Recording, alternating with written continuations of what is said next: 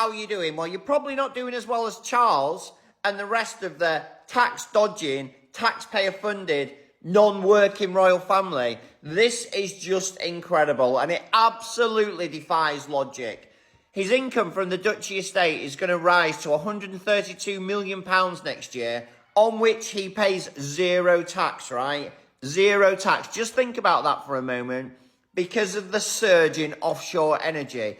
And an ancient law that says Charles owns the seabeds. So all these environmentally friendly green wind turbines that are in the sea are literally paying rent for the seabed to Charles and the Duchy estate.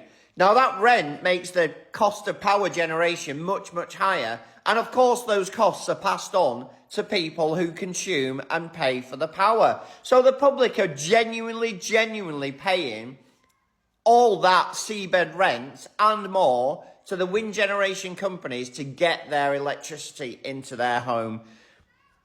I mean, it just defies belief, doesn't it? He gets more money because the company makes more profits, and those profits have been funded by people in the UK consuming the electricity.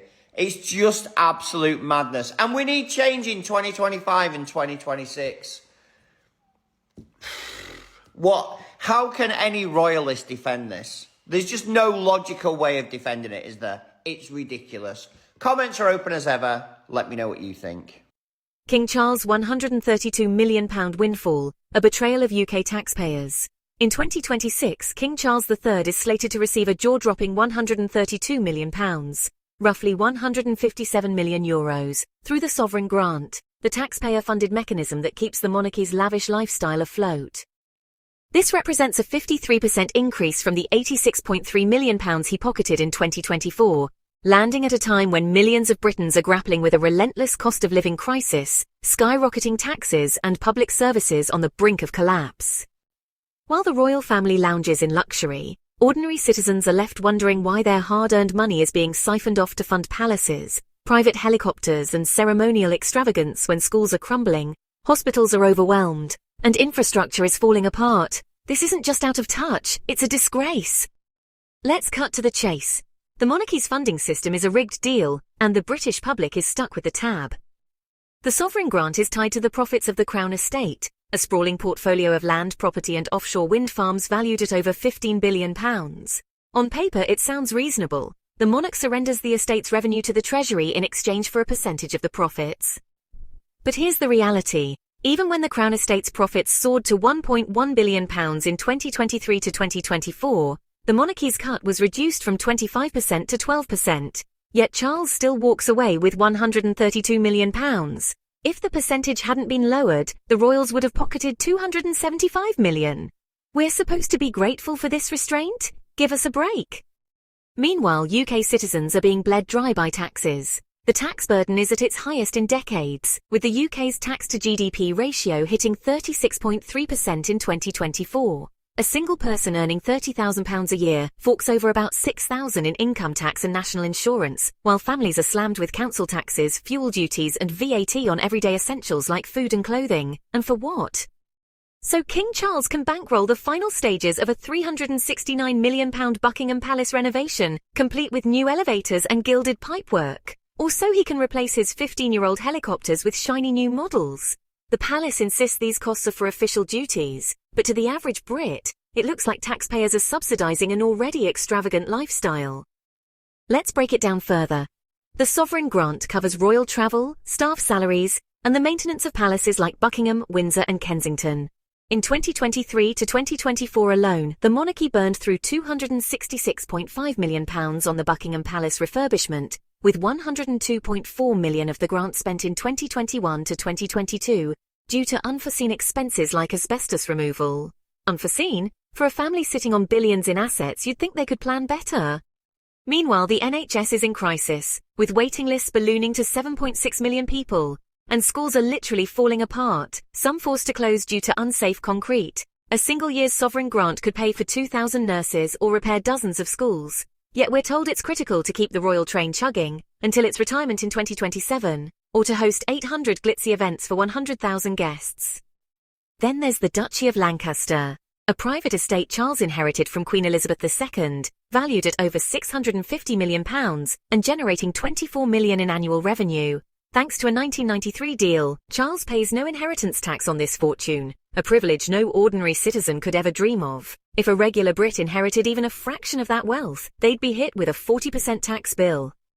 Why the double standard? The government claims it's to preserve the monarchy's independence, but what about the independence of families struggling to pay energy bills or buy groceries? The duchy's profits, which Charles voluntarily taxes, how kind, are cloaked in secrecy, with critics like author David McClure arguing the estate should be owned by the state because it was seized centuries ago.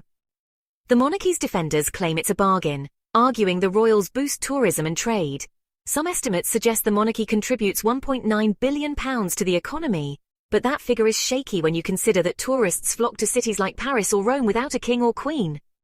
Anti-monarchy group Republic estimates the true cost of the monarchy at £510 million a year when you include security, lost revenue from the duchies and local council costs for royal visits. That's about £7.50 per person in the UK.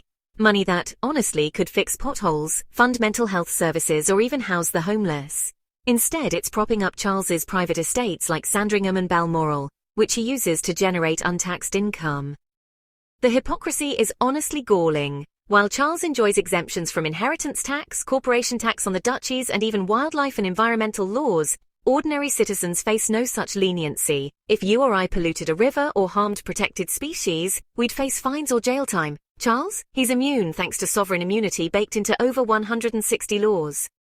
And don't forget the so-called golden ratchet clause in the Sovereign Grant Act, which ensures the monarchy's funding never decreases, even if Crown estate profits absolutely plummet. The system is, well, built to keep the royals rich, no matter the cost to the public. So the palace's defence is honestly pretty weak. They say, oh, the £132 million is temporary, just to finish up Buckingham Palace's renovation, and that the grant will be reviewed in 2026 to 2027 to make sure there's appropriate funding. But seriously, what's appropriate about a system that puts royal luxury ahead of public welfare?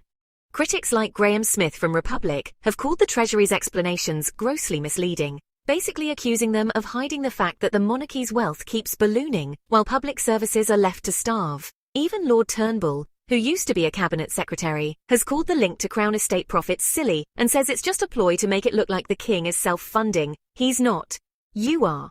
The public's frustration is honestly palpable. Polls show that 63% of Britons want Charles to pay inheritance tax, and support for the monarchy is eroding, especially among younger generations.